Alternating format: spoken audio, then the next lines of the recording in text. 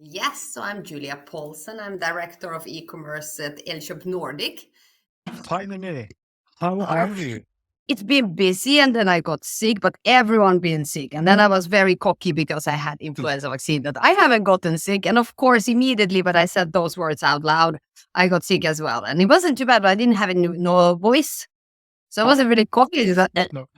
Welcome so much to my podcast. I'm so glad we finally managed to get this going, and I have been so much looking forward to it since the first time I experienced you on B2B web shop, because you do a lot of keynote speaking, yes? I would say some. I do like to do some employer branding. I think that's a bit undermined field overall in the Nordics. We are not so good talking about not only ourselves, but also our companies. We are not so good going all around promoting the good stories. But I think that's very important. And I think that's a lot of value when you see someone inside the companies actually going out and telling, okay, what is happening? The truth, the ugly truth. Yes. But I have to say, like, the way I experienced, like, listening to you talk about what I presume you are passionately excited about, measuring stuff and testing stuff. And I have to say, because I do some of the, like, public speaking myself, and when people give you that feedback, like, hopefully constructive and hopefully honest, but you are and full experience, like both on the entertainment value and the knowledge you have. So just have to say it was amazing to experience that. So thank you for that. Could you tell the listeners about who you are and what you do, like, essentially? Yes, so I'm Julia Paulsen. I'm director of e-commerce at Elkjøp Nordic. And Elkjøp is a big company here in Norway. You probably all know our stores. Hopefully you're buying all your tech from us. And I'm managing the websites. So we have website here in Norway. We have one in Sweden, Denmark, Finland as well. And I'm working with our fantastic e-com teams in all markets to bring some fantastic customer journeys online. Been doing that now for 4 years. And what parts of that is it you enjoy the most? I think I enjoy the most the fact that you get to see impact. You get to see if you do something that is right and what is wrong very quickly. I think we have quite a lot of sessions. So you kind of get immediate gratification or learnings. In this case, immediately are you in the right track or wrong track. And that's what I like about online overall, Hallgeir, because customers are talking to us with every bounce, with every click. So we need to just listen and we can improve things. That's not always the case. In offline world, it's much more difficult to understand, okay, did you actually give that good experience? Did you give the good, did you read the customer? But when the customers are online, you can really help them as long as you have data and understanding how to use it, right? Yes. So that's, I think, I enjoy most. Did you like math at school? No, not at all. Okay. No. And I think that's kind of the difference, right? Because one thing is about actual financial data. You need to actually understand what drives your business. In order to be in any kind of business, of course, you need to understand the financial data. But you don't have to be a math genius to understand what actually drives user behavior and what are the metrics that you're supposed to be looking at from the perspective of Eco Manager, for example. Of course. The reason I asked about math was in, for instance, language, like linguistic subjects. There can be many different correct or almost correct answers. But in math, you get to see, did you do the correct calculation? Yes or no? So in my mind, it is very simple. And just because it's simple doesn't mean it's easy. But I feel the same way about math as you describe, like the result-driven marketing approach that you get from such a high-volume web shop. Yes, it's one of those surprising things I never thought in school that I would actually enjoy so much. Another thing is the Swedish language. I thought I never will use that as a Finn. And now I hear Swedish all the time and I actually have to learn Norwegian too. So never say never, man. School is important sometimes. Yeah. Is there any part of your job that you don't enjoy as much or that you really don't like? I think it's a very interesting question, right? Because you always have good and bad days, right? And what is like overall what you don't do enjoy or don't enjoy? I think the reason I've been here 4 years is that I've actually really enjoyed the fact that we have zero bullshit culture. There's no really time for politics. And I think sometimes, especially in the Nordics, we are quite fed cats in many organizations. So it's easy to spend a lot of time in discussions, thinking, having lots of meetings, rediscussing, the drill. But Yes. here, Margin never sleeps. There's no time to just go in there. If you have a solution, if you have an idea, go and test it. You will see it in the numbers. Did it work? Did it not? There's no time for this kind of political bullshit. And so even though you ask what I don't like, but I think that is the thing that I haven't necessarily liked always before. But here, I really enjoy that.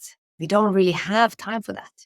Yeah, and I have to say that also sounds like, because you can't do effective A/B testing in a committee. No. You have to just do it.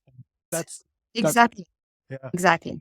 So if we jump to the segment I have that I call the space-time continuum, which is past, present, and future. We go back in time all the Yes. way into the Finnish forests. And what defining moment or what moment in time do you see that was most responsible for getting you to where you are today? Yeah, I think I have quite an interesting background because basically I'm coming from Karelia, and Karelia used to belong to Finland. And then in the Second World War, they lost that area to Russia. So very controversial topic for the times we have today as well. So I actually, when I was a kid, I lived with my grandma. So I was living with my grandparents. My parents divorced for many years and I spoke Karelian.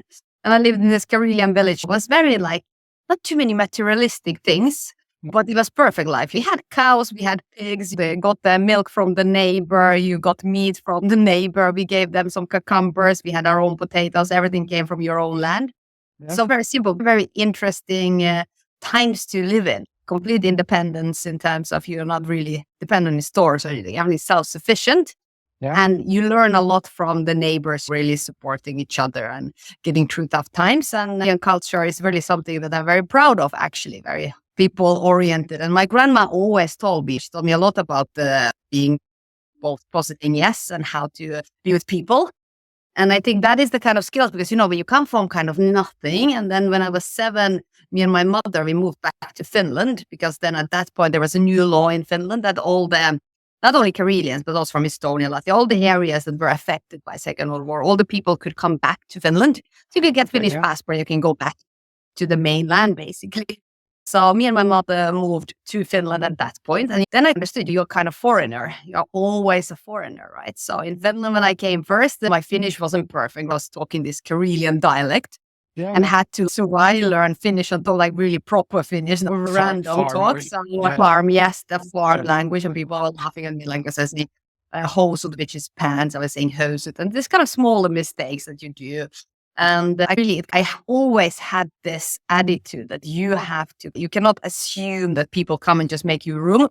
You need to manage that and you need to bring value to the conversation and you need to do a bit of hard work. So when I moved to Finland, starting from scratch, learning the language, the studying, doing all that work.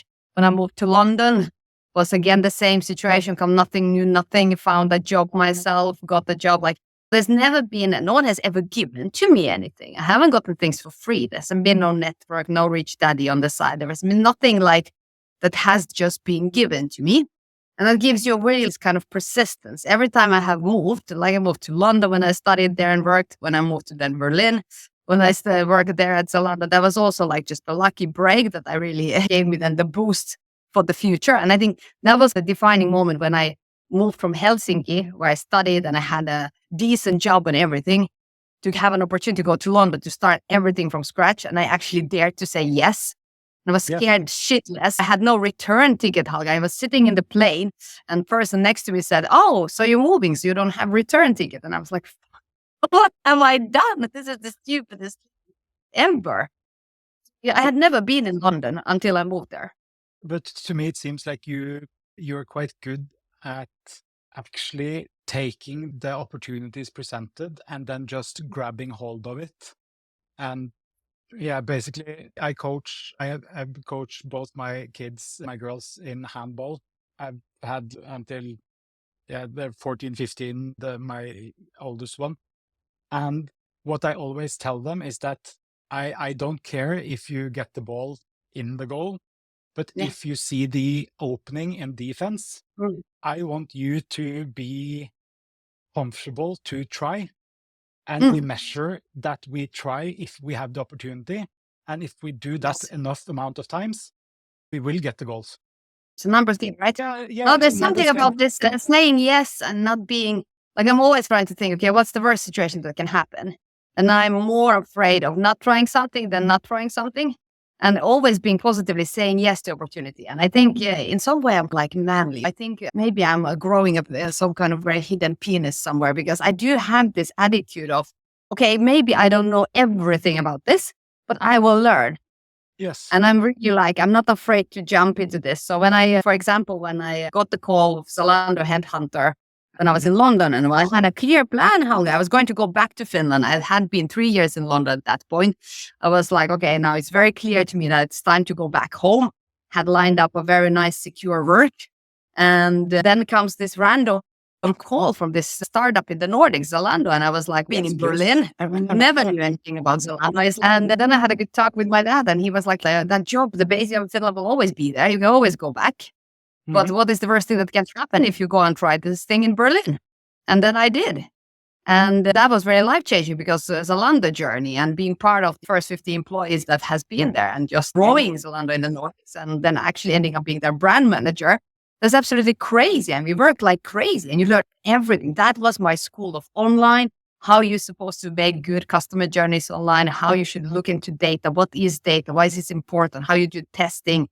Everything came from there. So they gave me a new education that then have formed and shaped my whole life, and also my personal life. I've found my Viking in Zalando too. So it's been like a win-win. Yes. But how do you think you growing up in Karelia Yes. and having this quite simple, or at least not very consumeristic, Not consumer. Yeah. childhood, and then Yes. both be a part of Zalando and good think around that journey that you have been on? No, but I think when I look back, I'm always very proud, but I see that I'm not really afraid anything, because I'm not obsessed by stuff. So let's assume shit hits the fan tomorrow, and I have to start all again, and I have to start scrubbing floors, filling up bread in the store. I would do that. Yeah. So I have really like this kind that I'm really happy for my success. I'm very proud of my success. I'm very happy where I've gotten in Norway as well. In these 10 years I've been lived here. And I'm very proud that we can bring that success, for example, now at Elkjøp with the team. I'm always, whatever I do, I try to do 150%. So you give your all in. It seems to me like you don't have a lower gear. It's 150% and above. That's my impression, at least. But how many people do you manage now, like both internally and agencies? And how do you balance what you expect from yourself versus what you expect from your team? Yes. No, I have a coaching leadership style. So I have 19 people here in the Elkjøp Nordic, and plus we have in all the markets, we have e-com teams that work with very closely together in e-com center of excellence. And I'm always saying that I'm not a micromanager, but I'm also not a servant. So I'm always saying my way of managing people, and that is coaching. And I think it's good that you mentioned you're a coach for your daughters. That's how I also see myself. I'm a coach for my team. So I think for me, it's very important. I'm the ones who are making the collaboration happen between all the departments. So for my team, I'm opening the doors. I'm making sure that IT knows what we're supposed to do, business knows what we're supposed to do, and that we are working on the same agenda. So setting that same agenda, it's very important. So I'm the one kind of getting us the framework for OKRs, setting up the goal framework, and making sure that everyone understands the strategy. What are we supposed to do with life? So then I trust the people I have to actually do that. Yeah. And I'm also, for me, it's important that everyone is operational, and for me, it's important that I also don't get too attached on things. So that's not micromanagement. Just you want to bring value to your team. And it would be horrible if I would be so far off from what's happening on the field that I just couldn't roll up my sleeves and do anything. No. It's important that you stay in touch with what actually is happening, what kind of problems people have with the systems, and also be able to support.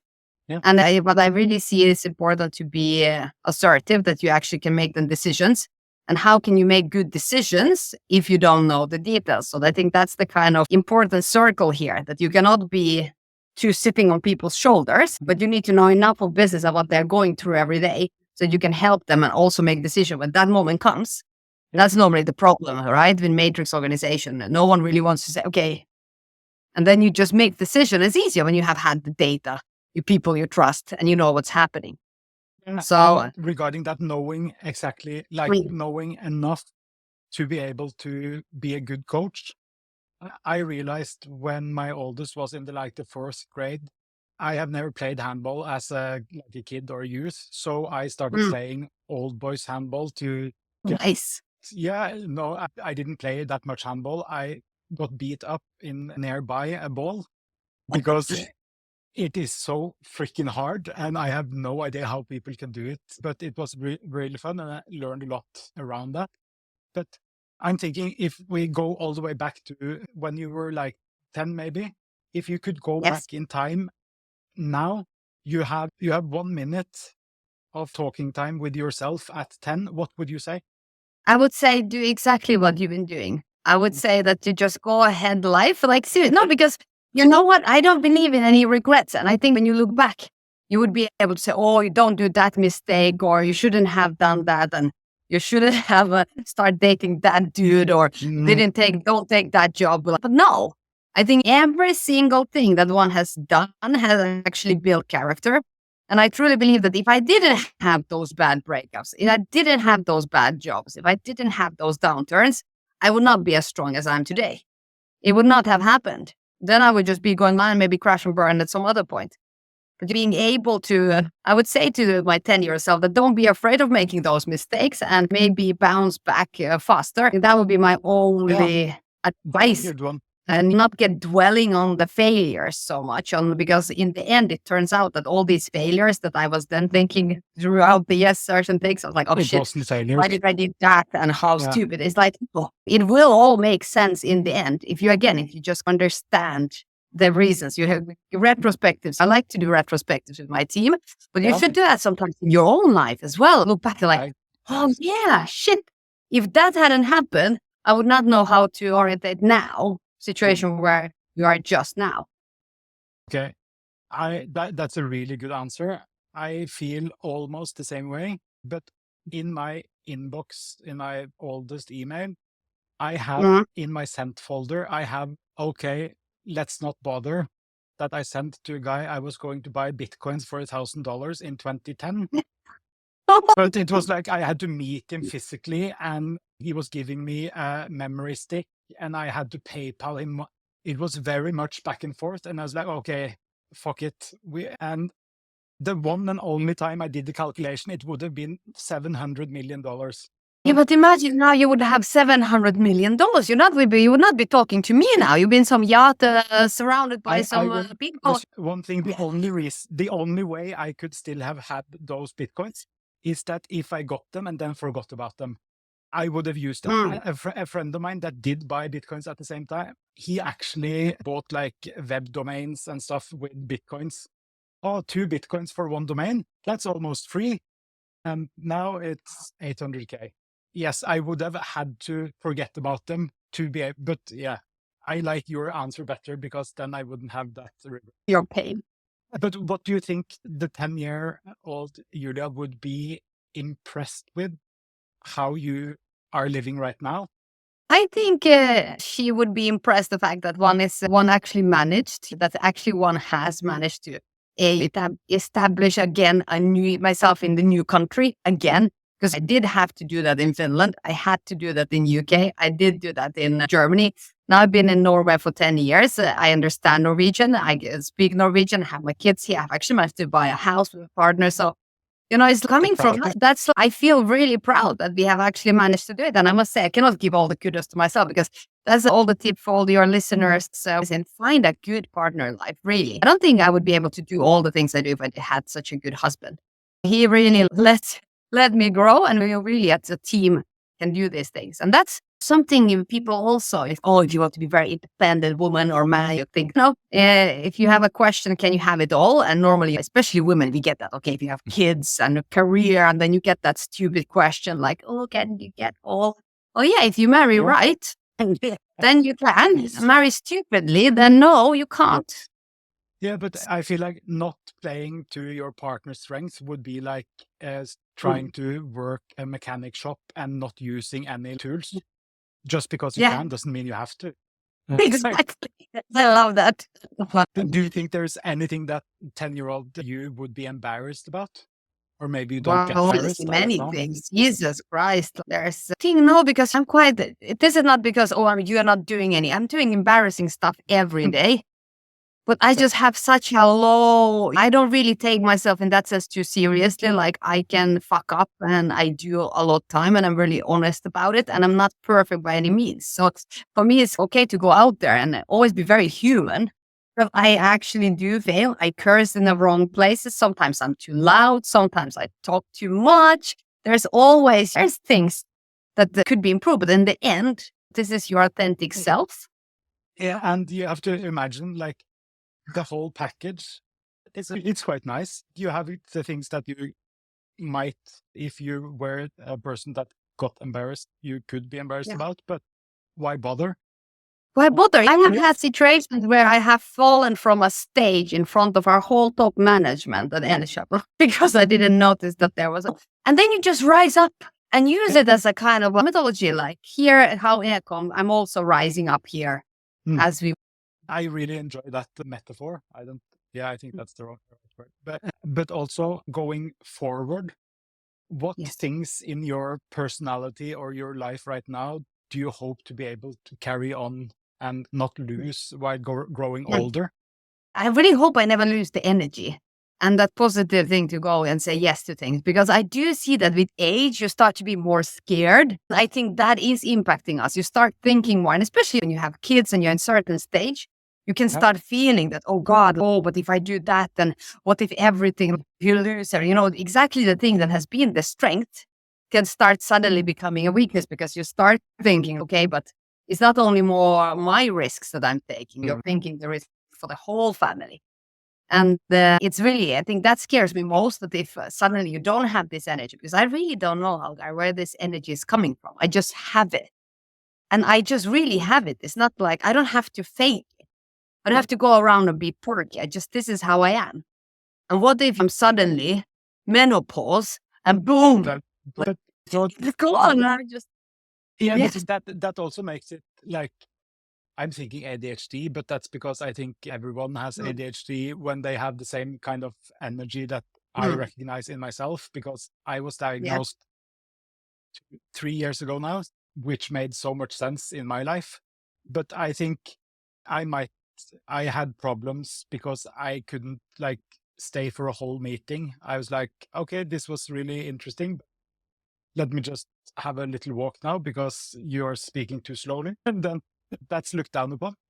But yes. Yeah. Don't think you have ADHD. Not that you have to.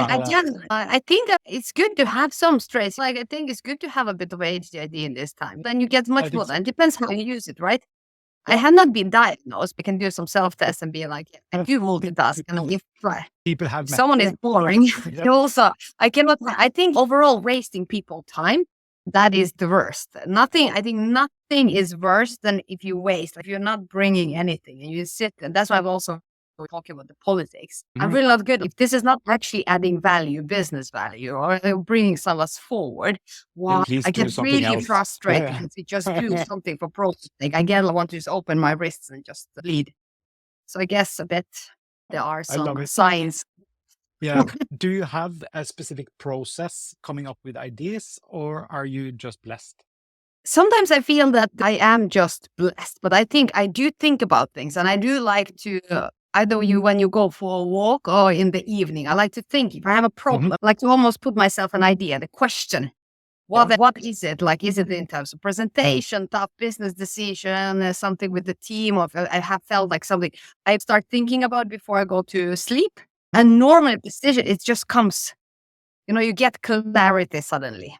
Do you wake up with, I have to write this down? No, No.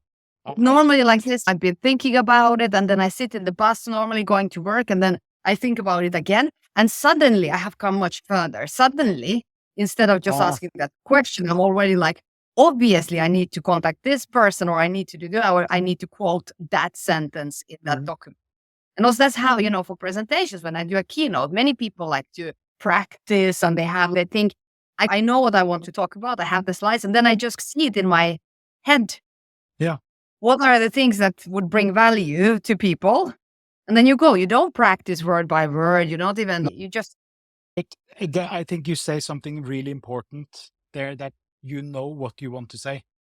And Yes. I've seen so many people that are having like a talk and I feel like they don't know they have been asked to say something, but they haven't thought about what do I want to communicate. And that's What do you want people to take with from this presentation? For me, that's always the starting point. So if someone asks me like, oh, do you have any tips on how to do presentation? I would always say, first of all, remember that the audience is there sitting. You have been in that audience. Yes. How do you feel sitting there? Sometimes I get called like, I can be a lot on the stage. I do take that part very serious, that you have to entertain as well, because I have been sitting in those conferences for hours and hours where people just in monotonic voice say very important and very good present. But then at some, you're all people, you do lose your attention.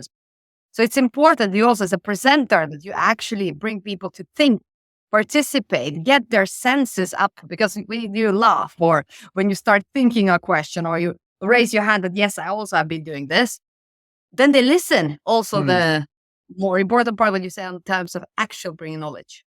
Yeah, I was really into stand-up comedy and like stand-up comedy theory when I was younger. So there is theory around how many jokes and punchlines per minute and such in a stand-up set. So I have tried to do like between 1/3 and 1/2 of a stand-up set and have the same amount, like the half amount of punchlines from that, because then at least as long as I keep the content like knowledgeable, and then if they laugh, they will remember it as something good. And that's a good tip. And normally, like, again, when you don't take yourself, now I have forgotten the English really. That's the thing, because people don't really want to, because no one wants to embarrass themselves. No one wants to admit mistakes. No one wants to admit like things that make things actually human and interesting. And then when you go and just do that, most people then actually feel, okay, I actually learned something. And that's my point. I don't want to waste people's time. So if I do a keynote, it's important that people leave that keynote thinking, oh, now I can actually use this in my daily job. Or, wow, that was an interesting thought. I haven't thought about it. Otherwise, I fail. Like, why the fuck did you listen to me? It's like my intro that I've done sometimes is that if we leave here today knowing, oh, okay, I have a goal that we all are going to leave here today. If not, something bad has happened. But if we just that's a good one. Yeah, but it's break the expect of everything. I am a bit worried now since you are moving to another meeting soon, but I have 20 rapid fire questions. Yes. So it is inspired by Marcel Proust, but we will just go ahead, march on and see. Okay. What is your most marked characteristic? Humor. What quality do you most like in a person?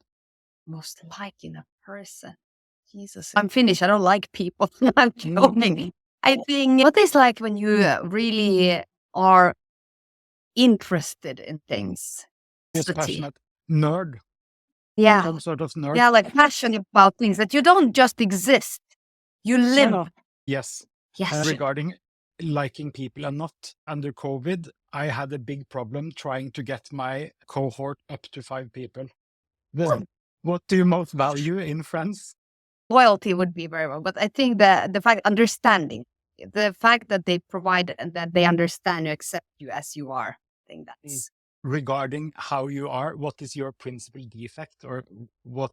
That I also use humor a lot, right? I end up if it's a very critical, a serious discussion, I can tend to make an appropriate joke, or yes, I know it's an issue. It is one of the things I like about you. What is your favorite occupation? Potato. Yeah, I like that. What is your vision of true happiness? Being completely, you are somewhere and you can actually relax for a second because you don't want to be anywhere else. You're just there at that place and In you that just moment, yes. in that moment. Yeah. Yes. And that's just and it doesn't have to be a perfect moment, that just you feel you don't want to be anywhere else. Yeah. What in your mind would be your greatest misfortune? I think it would be if I had not, if I never appreciate actually where I am, that always you have to move forward because that's the kind of the motto. If you stand still, people are going from left and center, leaving you behind. But then they don't appreciate where you come and how far one has come and where you are. I think that's like knowing where to also stop at some point and just enjoy the fruits you've been given. That's the fear. I feel I'm doing it quite okay, but that's the fear before. Yeah. How would you like to be remembered? Someone who really was interested in people and helping people and actually not just but actually honestly wanting to help people develop, have good, and just be there for the family and friends and people around me. That would be nice. What country would you like to live in that you haven't already, obviously, or one of those, of course? I think in the end would be really nice. I have never lived in New York. I always want to try that. It's the dream, or I used to be at least. Yes. See that, or going back to Berlin. Yes. Yeah. What's your favorite color? Black. It's not a color, but now it's. I know. It's kind of. I'm not that pedantic. Okay, I am Thank that you. pedantic. Thank But you. I Don't underestimate me. right That's why I noted, because I Yeah. know that you will. However, in this context, like just to humor me a bit. Of course. Who's your favorite writer? I think I must say I have many, but I will go still to Pushkin. I really love how he both. I never liked poetry, but he makes poetry readable and he makes it understandable and he really speaks to your soul. Do you have any fictional heroes? Fictional heroes like Or Batman, or I was thinking like from Bukowski, Harry from. that's okay. It's the fact that he can drink so much whiskey is pretty remarkable. It is almost a superpower, yes. It is a superpower. Yes. Who is your favorite musician? Leonard Cohen. Love him. Favorite artist, if you have any artist, not musician? To think a bit. I really have a favorite because it always depends on the mood, right? Yes. Also, depends what kind of paintings you see, what kind of music you listen. I don't have, but I do the Clint, not just the Kiss, but all the Clint work is really, it's interesting because that's also like a puzzle into your soul. So I would say Clint. Who are your heroes in real life? I think it's my grandma. She is passed away now, but she was a fantastic woman. That really raised a lot of. She raised me, and I think has given. She had that kind of attitude that I really hope I can carry on. What do you most dislike? Dishonest. If someone is faking. What historical figure do you most despise? That's a word. Oh, it's like where to start. All the fantastic war people, right? You have all Yes. your Stalin and Hitlers and everyone made life a bit shit for people. I think I will go to everyone who has betrayed their nation. We'll put in that Yeah. list. What natural gift would you like to possess the most? Like, natural gift. It's not the both possess the most, but I would love to be able to do something artistic, to either sing or play something, just be somehow talented and anything of that kind. But I'm not. If you could decide, how would you like to die? In my sleep, when I'm like old and a heart attack. Oh, nice. Yeah. Heart What- attack while sleeping. What vice do you have that you most like to give into? You mean some naughty things? Oh, you mean maybe, yeah. Is it very boring to eat like chocolate in the evenings when you're not supposed to? That is very boring, but that's the struggle. Struggle is real, man. That was 20 quick questions. I will release you into the wild again. Thank you so much for Eating madness continues, Hallgeir. But this Well- was a really nice moment we shared here. And I haven't I think forgotten so. the podcast. It was a very good talk. I enjoyed it. I enjoyed it too. I really enjoy listening to you talk about how you think around things. So thank you so much. I hope everybody also enjoyed getting to know you a bit better. And yes, so nice to have this chat. I wish you an amazing week. And the same to you. Thank you. Thank you. Bye.